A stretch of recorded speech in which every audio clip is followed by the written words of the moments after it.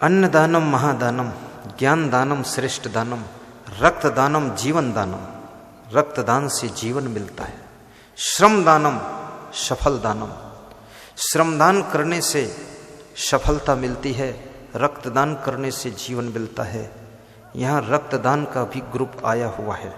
हमारे कुलदीप भैया वो रक्तदान वाले हैं, जहाँ ज़रूरत होती है रक्तदान करने के लिए पहुँच जाते हैं। मैं तो आपसे कहूँगा, जो भी क्षमता हो, कुछ ना हो तुम्हारे पास तो प्रेम दान करना, बुद्धि दान करना, अच्छी सलाह का दान करना, श्रम दान करना, वस्त्र दान करना, अन्न दान करना और समय दान करना, और हो सके तो आप धन दान भी करना। धर्म के लिए, मंदिर के लिए, आश्रम के लिए, भंडारा के लिए जो दान देता है, उसके घर में जितना दान दिया जाता है उसके 10 गुना बढ़ जाता है, कभी कमी नहीं लगती।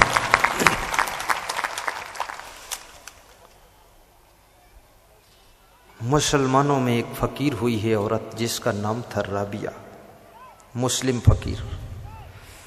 राबिया का नाम आपने सुना होगा, और नहीं सुना है तो आज मैं सुना देता हूं। राबिया एक नीम के पेड़ के नीचे झोपड़ी डाल करके साधना भजन कर रही है। मुस्लिम फकीर है, लेकिन साधु संत की सेवा भी करती है। सेवा करने वाले न मुसलमान देखते हैं, न हिंदू देखते हैं, न सिख देखते हैं, वो तो केवल इंसान देखते हैं। 2 संत आकर के राबिया की कुटिया में रुक जाते हैं और कहते हैं कि हम 24 घंटे के भूखे हैं, कुछ इंतजाम करो। राबिया ने 2 मोटी मोटी रोटी बनाया, जिसको रोटला कहते थे। संत खाने के लिए बैठ गए, राबिया परोसने के लिए चल देती है। उसी समय एक भूखा भिखारी आ जाता है और अपना पेट खोलकर दिखाता है कि 3 दिनों का भूखा हूँ। ये तो संत हैं, ये संतोष की रोटी भी खा सकते हैं, मैं भिखारी हूँ, मेरी भूख कौन तृप्त कर सकता है। ये फकीर राबिया तो मुझे खिला दे, ये संत तो बाद को खा लेंगे। राबिया ने वो 2 रोटी उठा करके भिखारी को दे दिया। भिखारी खाता और मुस्कुराता चला गया। भिखारी भीख मांगता है, लेकिन सबको सीख भी बांटता है। भिखारी भीख मांगते हुए आपको शिक्षा दे रहा है, भिक्षा के साथ साथ में भिक्षा ले रहा है, शिक्षा दे रहा है, भीख मांग रहा है, सीख बांट रहा है। क्या कहता है भिखारी कि मैंने पूर्व जन्म में दान नहीं किया, पुण्य नहीं किया, सेवा नहीं किया, कोई भी अच्छा कार्य नहीं किया, जिसके कारण मैं भिखारी बना हूँ, भीख मांगता घूम रहा हूँ। तुम ऐसी गलती सब मत करना, तुम दान पुण्य करना, अन्यथा तुम भी मेरे साथ अगले जन्म में कटोरा लेकर भीख मांगते मिलोगे। ऐसी वो शिक्षा बांट रहा है। भिखारियों को भी कभी कभी कुछ दे देना चाहिए। मंदिर में जाओ, वहां भी कुछ दान कर देना चाहिए, क्योंकि दान के बिना मनुष्य का धन, तन, मन, वाणी, ज्ञान, अन्न सब पवित्र नहीं होता है। जैसे मैं ज्ञान दान कर रहा हूँ, यहाँ के भक्तों के माध्यम से समागम रखा गया और ज्ञान दान के लिए मुझे बुलाया गया कि आपकी वाणी से लोगों का कल्याण हो। ये ज्ञान दान से न जाने कितने लोगों को जीवन जीने की कला सीखने को मिलती है। बहुत लोगों के मांस मछली अंडा नशा शराब छूट जाते हैं, बहुत लोगों का क्रोध कम हो जाता है, बहुतों का अभिमान कम हो जाता है, घर का कलह कलेश कम हो जाता है, बहुतों की जिंदगी की उलझन कम हो जाती है। लोग कह नहीं सकते मुझे क्या क्या फायदा हुआ है। अगर फायदा ना होता तो ये 10,000 की भीड़, 15,000 की भीड़ इकट्ठी ही ना होती। बहुत बड़ा फायदा होता है। मनुष्य का मन तो ऐसा उत्पाती मन है, खुराफाती मन है। अगर सत्संग न मिले तो ये रावण से कम नहीं है, और सत्संग मिल जाए तो राम जैसा भी दिखाई देने लग जाता है। बड़ा विचित्र है मनुष्य। सीता सती सावित्री बनने की क्षमता हर बेटी के अंदर छिपी होती है। ध्रुव प्रहलाद, राम और कृष्ण का गुण सबके अंदर छिपा हुआ है, लेकिन सत्संग के द्वारा ही इसका उद्घाटन होता है। जब कुसंग मिल जाता है तो सुपर्णखा और मंथरा का गुण अंदर पैदा होता है। जब सत्संग मिल जाता, सीता सती सावित्री जैसे गुण पैदा होने लग जाते हैं। कुसंग मिल जाता है तुम कंस और रावण कुंभकर्ण बनने लग जाते हो, और सत्संग मिल जाता है राम कृष्ण जैसी प्रतिभा तुम्हारे अंदर विकसित होने लग जाती है। तो मैं कहूंगा सत्संग में डुबकी जरूर लगाना। सत्संग ही तुम्हारे जीवन को धन्य बना सकता है और सत्संग से ही तुम्हें सुख शांति मिल सकती है।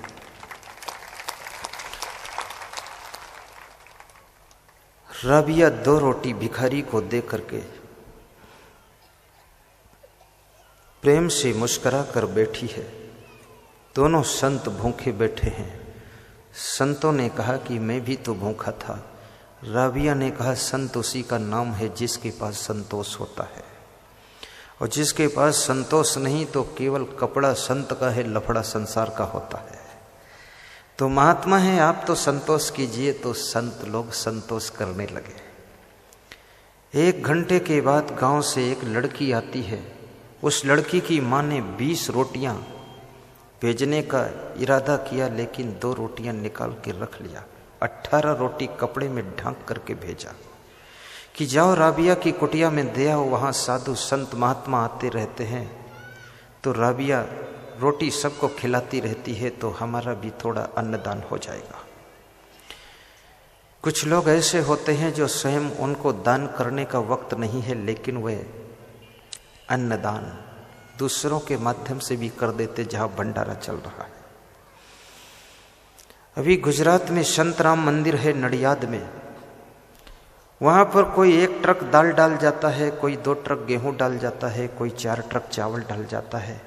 मैंने अपने आंखों से देखा है कि 5000 लोग सुबह भोजन करते हैं, 3000 लोग शाम को भोजन करते हैं। 8 से 10,000 लोगों का डेली फ्री भंडारा चलता है, और भंडारा भी ऐसा वैसा नहीं, बहुत टॉप का चलता है, मीठा पकवान भी बनता है। तो मैंने पूछा ये कहाँ से सामग्री आ रही है? बोले ये सब गुप्त दान आ रहा है, कोई का नाम नहीं है, सब गुप्त दान चल रहा है। ट्रकों लोग दाल छोड़ जाते। सेवा करने वाले मिल जाएं तो सहयोग देने वालों की भी कमी संसार में नहीं है। और याद रखना सेवा करने वालों को सहयोग भी देना चाहिए। 18 रोटियां लेकर के मां की बेटी राबिया की कुटिया पर पहुंचती है।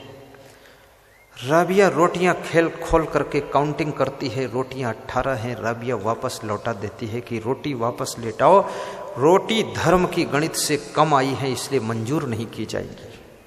रोटियां वापस चली जाती हैं। संत भूखे हैं, सोच में पड़ गए कि 18 कम नहीं थी, काम तो चल ही जाता। ये राबिया कौन सी गणित लगा रही है, इसकी मैथमेटिक कौन सी है?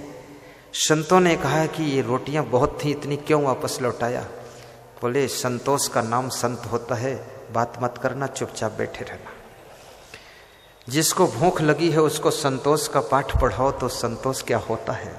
भूख की मार ईमान को बदल देती है, वक्त की मार इंसान को बदल देती है।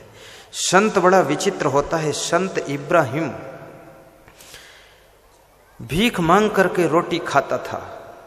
एक सेठ के द्वार पर गया तो सेठ ने उसको डांटा और फटकारा, कहा हट्टे कट्टे बने हो, भीख मांग कर खाते हो, मेहनत करके खाना चाहिए, श्रम करके खाना चाहिए। तो संत इब्राहिम ने कहा कि तो मेहनत भी दे दीजिए, श्रम भी दे दीजिए, मैं मेहनत करूं और रोटी खाऊंगा।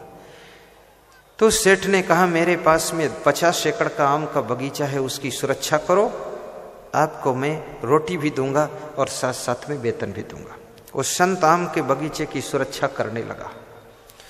2 महीने के बाद मालिक आम के बगीचे में आता है और संत इब्राहिम से कहता है कि मीठे मीठे पके पके आम के फल तोड़ करके ले आओ और मैं खाऊंगा।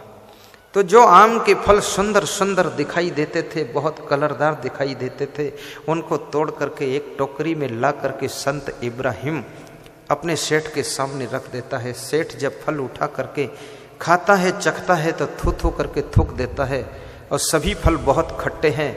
तो सेठ झल्ला जाता है, कहता है कि तुम किस मॉडल के संत हो, इतने दिन बगीचे में रहते हो, आम की रक्षा करते हो, अभी तक आम के फलों का टेस्ट नहीं लिया। तो उसने कहा मैं संत हूँ, मैं टेस्ट लेने के लिए नहीं रखा गया हूँ, मैं सुरक्षा के लिए रखा गया हूँ, इसलिए मैंने खा कर नहीं देखा है, अब मैं केवल इनकी रक्षा करता हूँ। संत तो संसार में धर्म की रक्षा करता है, टेस्ट में नहीं पड़ता है। और जो टेस्ट में पढ़ता है वही कष्ट में पड़ता है, जो टेस्ट से बचता है वही रेस्ट को पाता है। सेठ इतना खुश हुआ, प्रभावित हुआ, उसने कहा इतना महान संत है कि इतने बड़े आम के बगीचे में 2-3 महीने से रह रहा है और आम का फल एक चखा नहीं सुरक्षा कर रहा है। ऐसे महान संत को, ऐसे संतोषी संत को नौकरी पे रखना पाप हो जाएगा। तो सेठ ने कहा तुम भजन करो, साधना करो, तपस्या करो, आम के बगीचे को बचाने के लिए नौकर रखे जाएंगे, लेकिन आप नहीं बचाओगे, आप महान हो, आत्मा के रूप में परमात्मा हो। और सेठ ऐसा कह करके चला गया। तो उस संत ने एक चिट्ठी लिखा कि आपने पहले परिश्रम करने की शिक्षा दिया था, इसलिए मेरी आस्था तुम पर जगी थी और मैं यहाँ बगीचे में रहकर श्रम करता था। अब तुम हमको निठल्ला बैठकर खाने के लिए सलाह दे रहे हो, इसलिए तुम चेंज हो गए, तो मैं ऐसे मालिक के पास नहीं रहना चाहता हूँ जो अपने सिद्धांत पर ही बदल जाता है। मैं यूँ चला और वो साधु चला गया। वो चिट्ठी दूसरे दिन सेठ ने पढ़ा तो उसको बहुत दुख हुआ कि वास्तव में ये सच्चा संत था। भाइयों और बहनों, संत का मतलब क्या होता है? संत के गुण आपके अंदर भी छिपे हुए हैं। संत आपको क्यों प्रिय लगते हैं, क्यों अच्छे लगते हैं, क्यों संतों से प्रेम है? क्योंकि आपके अंदर भी 10% संतत्व है, 20% संतत्व है, 50% संतत्व है, इसलिए संत अच्छे लगते हैं।